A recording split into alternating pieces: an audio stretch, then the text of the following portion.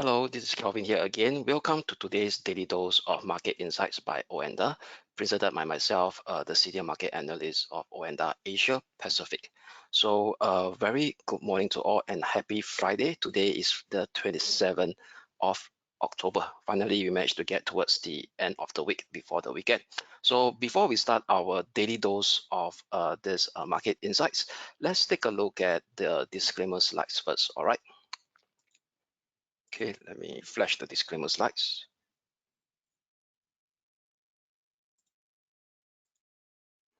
Okay, leverage trading carries a high degree of risk and may not be suitable for everyone.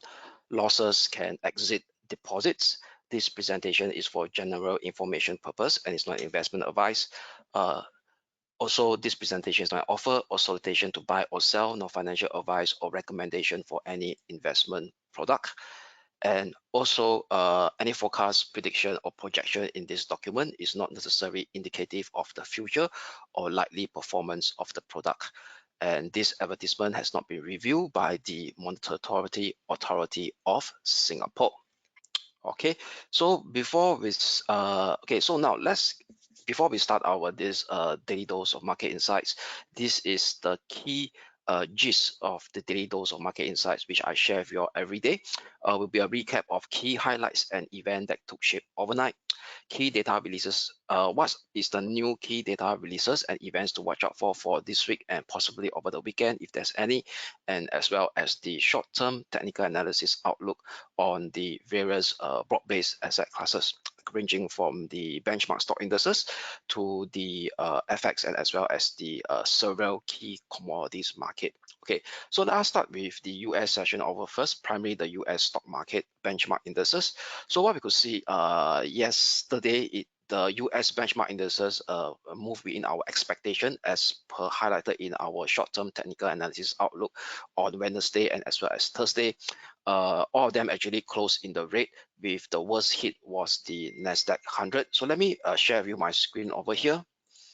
Okay, so if you look at the US benchmark indices, the S&P 500 plunges to 1.2%. The worst hit was the Nasdaq 100, negative 1.9%. The Dow Jones Industrial Average, negative 0.76%. The Russell 2000 managed to inch up a slight gain of 0.34%. So if you look at the heat map of the S&P 500, for sure it was actually dragged down by this slew of mega cap stocks, 7 mega cap stocks, including the big tech stocks like Google, Meta, Microsoft, Apple, Amazon, and Tesla. So later I'll touch on Tesla. Why? Because Tesla actually exhibit a very interesting configuration right at a key support element. Okay, after the earnings announcement that was actually released on the close of yesterday US session. So, but nevertheless, over here is that all of them are close in the red, with some pockets of green over here among the smallest, lower weightage stocks within the S&P, like the real estate, utility, and as well as material. But that is not so significant because their weightage is very small, so it didn't exert any much influence on the S&P 500 and the Nasdaq 100 or the broader based US stock market yesterday. And also the dollar also strengthened by a fair bit against the European currency. So what happened over here was ECB. So ECB within market expectation, they actually didn't cut rate and they paused it at 4.5% after 10 consecutive round of interest rate hike. So they didn't hike rates, pardon me, not pause, they didn't hike rate. So they maintained it at 4.5%. So let me expand my screen again. All right. So over here, what we could see over here is that at this point in time, ECB Lagarde actually gave a rather, okay, one second now. Sorry, let me escape my screen. Pardon me. So she actually gave a rather, what I would say, hawkish guidance. Okay, because she did mention that, insisted that rising market talks of rate cuts were premature. Okay, so during a press conference, she tried to tone down the expectation of this dovish expectation of market participants that are expecting the first rate cut to come in as early as April next year. But she actually said that that possibly is rather low. Also, she did mention that over here that ECB is also pretty much concerned about this we call it elevated elevated inflationary pressure that is coming into the Eurozone economy. Okay, so but all in all, right, what I could see is a rally in the European currency. So let me open up my screen. Let me share with you all. Okay, let me load the layout over here.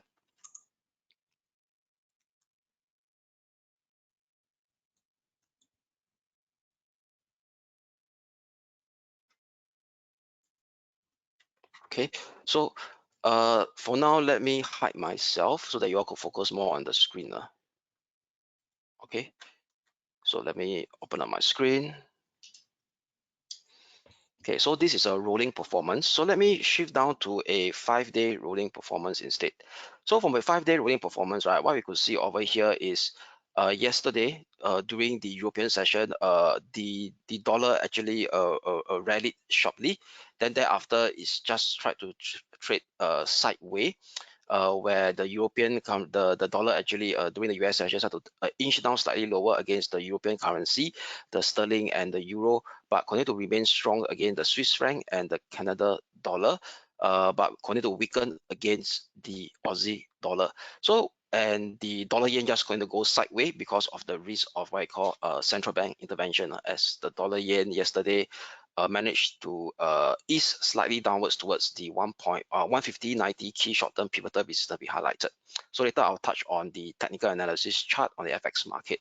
But for sure, what we could see over here is that the FX market is rather mixed. If you look at this performance, if I were to actually spread across the major currency, so not a clear signs of what I call a broad-based dollar strength coming into the picture yet.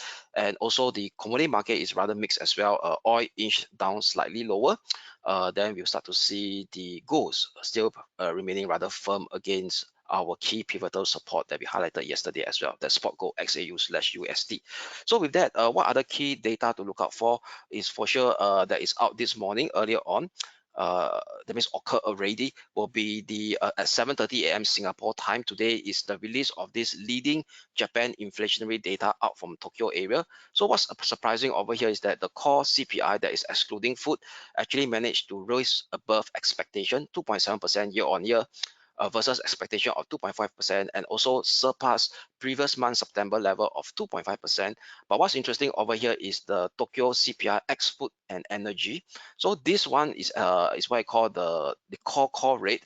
It surpassed forecast quite significantly at 2.3% and way above the September level of 2.4%. So in fact, if you look at the trend right now over here, let me plot for you the trend. Okay, so this is a trend. So the orange line is the X food, X energy for the Tokyo core inflation. So right now it really surpassed the even the August level at 2.6%, and right now it's at 2.7% year on year for the month of October. So it's actually a 31-year high. So what does it implies to the market? So for sure, it implies to the market over here is that, hey, deflationary risk in Japan is rather low, okay, and also it gives the urge of the Japanese policymaker to actually to decide now is possibly the right time to normalize negative interest rate, given that the Japanese only Japan, the major economy, is still having negative interest rate, short-term negative interest rate at this point in time. The rest of the world has started to already move away from this QE arena that was actually we call it in place post great financial crisis. So right now the rest of the world has started to be living with higher interest rate. So with the fact that if Japan starts to actually normalize the interest rate sooner than later, it will be actually be positive for the Japanese economy and as well as positive for the Japanese stock market. So what I could see over here, right, this is a EQ sector, the Japanese major topic sector, the one that is performing. Okay, so Nikkei now is actually up 1.54%. So later I'll share with the chart of the Nikkei 225 where it actually reacted. It reacted right at a 200-day moving average before this bounce actually occurred. And what's interesting is that the index that actually outperforming the market is actually one of them is the banks ETF. So the banks actually rose 2.32% right now. Okay, so in fact, the ETF itself managed to hold above its 50-day moving average as well. So all in all, right, what you could see over here is that its net effect is pretty much have a negative positive feedback loop for the Japanese stock market in general, with this inflation number encouraging on the upside. Okay, now that's the key economic data for today. And what are the data to watch out for heading towards during the European session? So for sure, during the European session over here is pretty much quiet, but one of the key highlights will come during the US session at 8:30 p.m., where we start to see so-called the favorite Federal Reserve gauge of inflation in US will be the PCE data, now the PCE number. So PCE inflation will come out 8:30 p.m. Singapore time.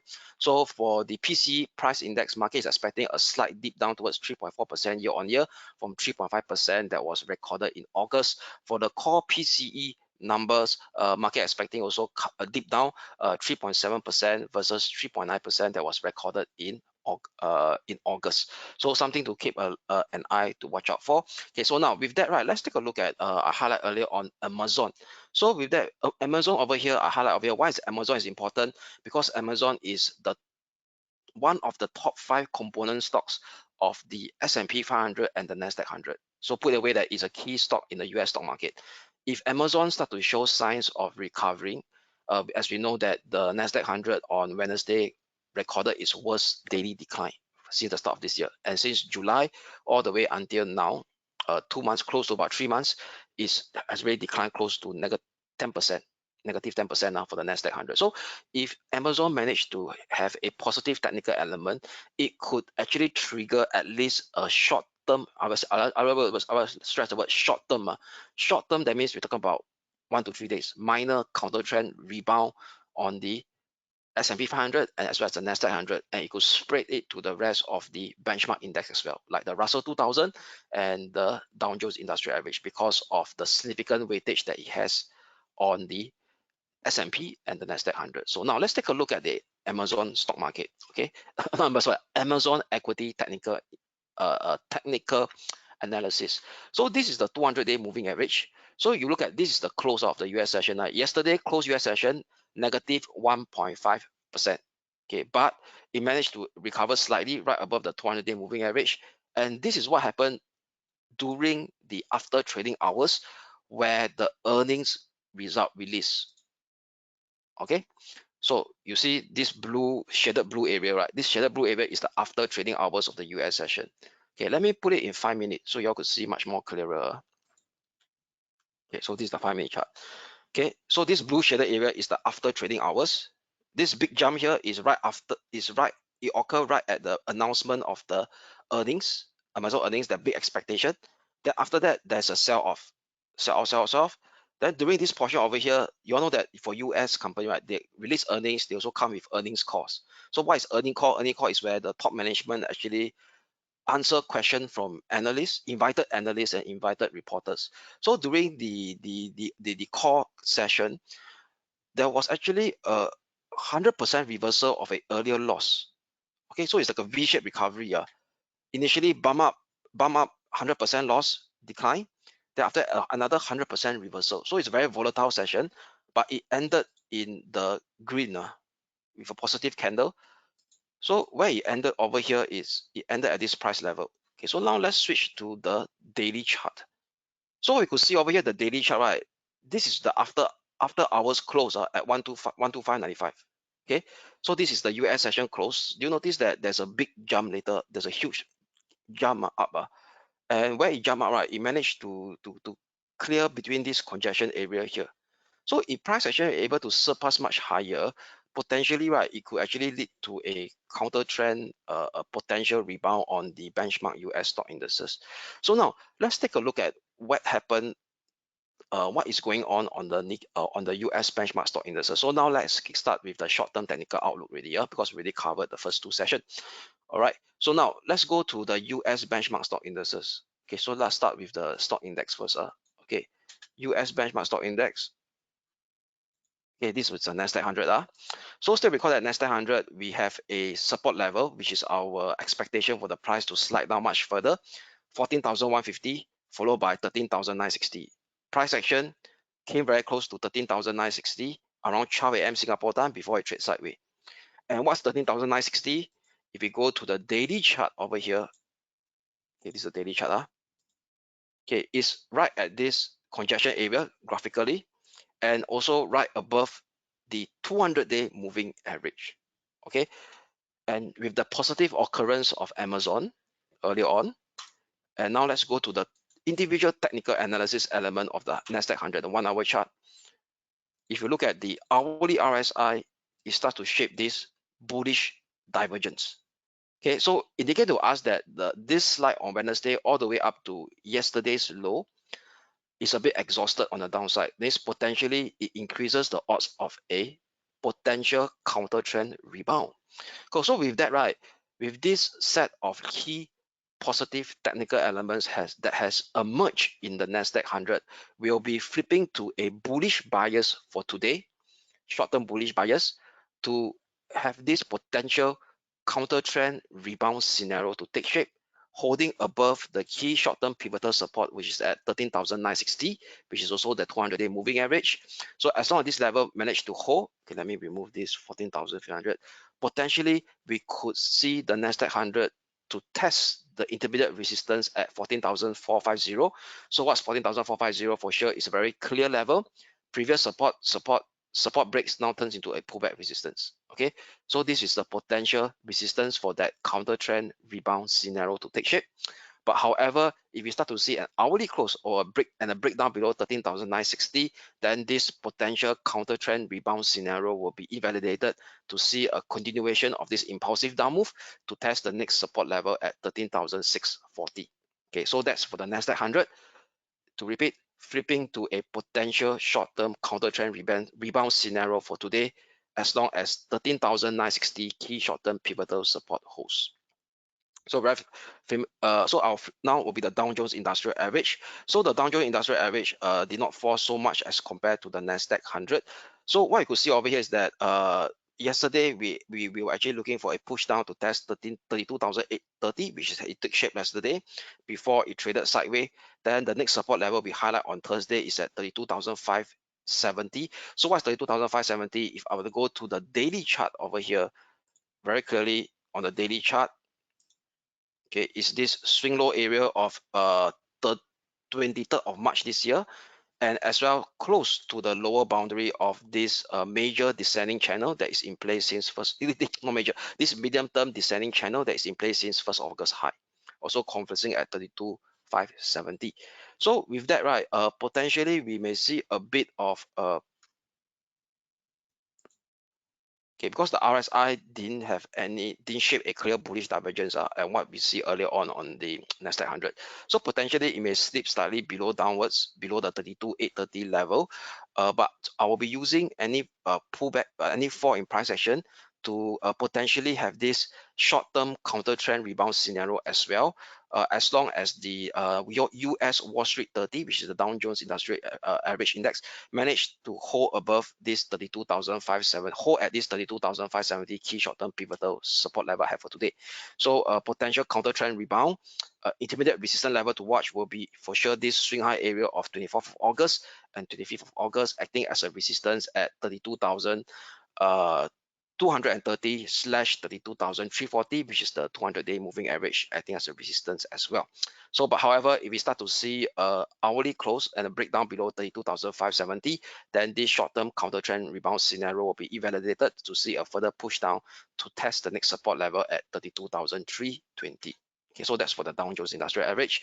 Now, moving on, next will be the German DAX. So for German DAX, right, yesterday it tried to retest the 14,630 level, but refused to go down much lower and trade sideways. So what is this level over here? It also confluence with this medium-term descending channel lower boundary from the 31st of July high. And what's interesting over here is that the RSI managed to shape a clear bullish divergence. All right, at the oversold level, price goes sideways, but RSI shape higher high. So with that, right, I will also be flipping to a potential short-term bullish bias counter trend rebound scenario in the short term, as long as 14,630 key short-term pivotal support holds, looking for a retest on this intermediate resistance at 14,910, 14,990, which is very clearly this graphical minor range top level that is in place since 20th of October, and the previous level of 4th of October and 19th October previous support level broken now turns to a pullback resistance, and also with the 20-day moving average in a couple of days should come down to act as a resistance level as well. But however, if we start to see an hourly close below 14,630, then this potential counter trend rebound scenario will be invalidated to see the continuation of this impulsive bearish down move to test the next support level at 14,520 and even 14,360. Okay, now Asia stock indices. With that, let's take a look at the Hong Kong 33. So Hong Kong 33, yesterday we flipped to a bullish bias holding above 16,800 level. Price indeed shaped a bounce. So right now it's trying to actually do a bit of a profit taking scenario coming to place. So with that, I'll be still using 16,800 as my key short-term pivotal support, looking out for this continuation of this counter trend rebound to test 17,600 level, which is also confluencing with the 200-day, if not 20-day moving average acting as a support level. But however, if we start to see a breakdown below 16,800, then this counter trend rebound scenario will be invalidated to see a further push down towards 16,550 support level in first step for the Hong Kong 33 index. Okay, now moving on to the Nikkei 225. So I share with you all the Nikkei 225. Today is shaped a strong bounce right at the 200-day moving average. We so close to the previous swing low of 4th of October at 30,320 level. And what's interesting over here is that the RSI also shaped a bullish divergence before the rebound takes shape. So with that, I'll be still using, okay, I don't want to have a so tight level. So I'll be having, this is a pullback level. Okay, so instead of using this pullback level as my key short-term pivotal support level, I'll be using, okay, let me remove this, put it to this level here. Okay, so this will be 30,490. Okay, so to 30,490, okay, will be the key short-term pivotal support level for today. Looking for a further, at least in first step, emergence of a counter trend rebound scenario in first step first. Looking up to retest the 31,430 level / 31,630 level is a zone, which is also converged to the 20-day moving average.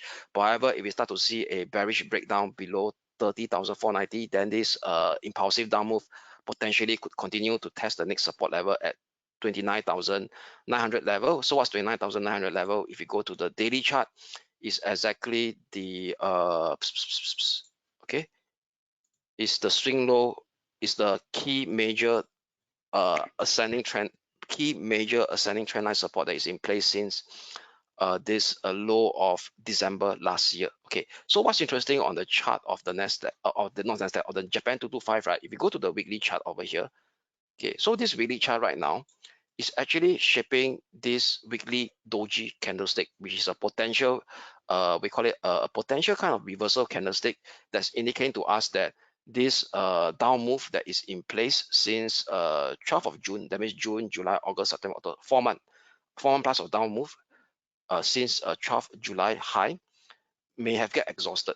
But this is a weekly candle, so the week hasn't closed yet, right? So if the week start to close similar to this weekly doji candlestick at the end of today's US session, because this track accordingly to the Nasdaq, to the Nikkei 225 futures, which is also trading during the US session. So after the close of US session, if it's managed to actually hold with this candle, or even better still, a bullish reversal candlestick formation, this could indicate a much more substantial rebound going into play. But that we got to see the close of the US session, how this candlestick looks like, that the weekly candlestick. Right. So with that, just keep a close eye, keep a mindful watch on the short-term levels that I highlighted earlier on the hourly chart for the Japan 225. Okay, so with that, let's take a look at the FX market. All right, so from the FX market, let us start with the European currency first. So although that the European currency, where is the European currency? I think it should be, okay, let me remove this. Okay, okay, European currency, yeah, should be here. Okay, so let's take a look at the euro. Some news going on. Okay, like the euro dollar. So this is the euro dollar over here. So yesterday it inched down lower.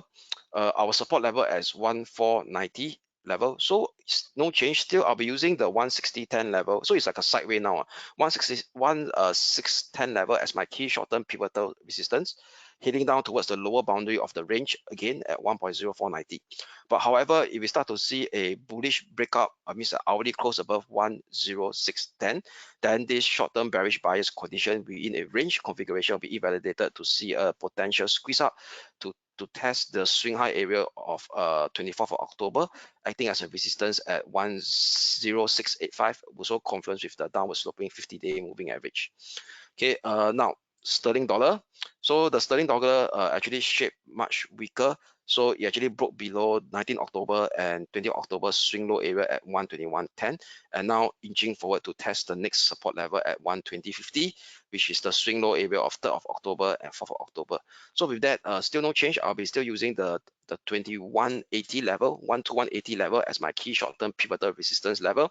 So which also confluence the 20-day moving average. Still looking for a potential slide to test the 120.50 level. But however, if we start to see an hourly close above 121.80, then potentially this bearish bias will be invalidated to potentially see a squeeze up towards the upper limit of the range at this 122.85 slash 123.30, which is also the 50-day moving average, acting as a resistance, and as well as the swing high area of 11 October and 12th of October. Okay, so that's the FX market. So still maintaining that potential short-term bearish bias on the sterling dollar and the euro dollar. So now what's cooking for the other currency is, let's take a look at the Aussie dollar. So the Aussie dollar now is actually moving in line with the broad-based stock indices, given sometimes it has a correlation with risk on, risk off. So let's start with the Aussie dollar first. Okay, where's the Aussie dollar? Yeah, this is the Aussie dollar. Okay, so the Aussie dollar, right, if you recall yesterday, we flipped to a bullish bias holding above 62.60. Price action actually moved up accordingly. So right now it's coming close to the upper boundary of the range. What's interesting here, the RSI hasn't hit the overbought level yet. So 63.50 for sure will be the first resistance to watch. Then after that, followed by the upper boundary of the range of a sideways range. So in fact, the Aussie dollar has been trading in the complex sideways range in the last 4 weeks or so, will be at 63.95. So this is a very key range resistance level in the short term. Why? Because it confluence with the swing high of 25th of August and 18th of August, and as well as this 50-day moving average. Okay, so with that, right, to be a bit of a prudency, so I'll be using a tighter key short-term pivotal support level for today to maintain this short-term bullish bias within a range configuration. So this will be the level over here.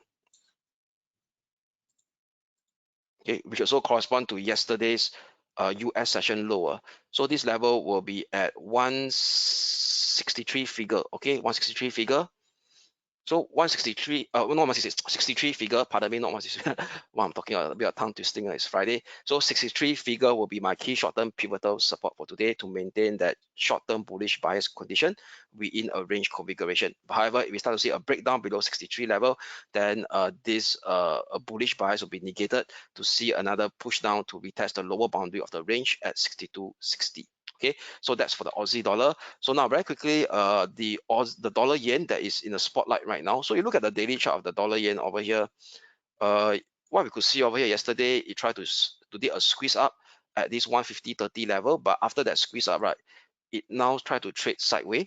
And also, if you look at the daily candle it formed at the 163, not 163, 150.30 level, the 150.30 level, it managed to actually shape a spinning top, a daily spinning top, which is actually not so conducive for the boost of dollar yen. That means potentially there could be a reversal taking shape because of this spinning top, and as well as where it formed at the spinning top is right at the swing high area of October last year, which is the 150.30 level.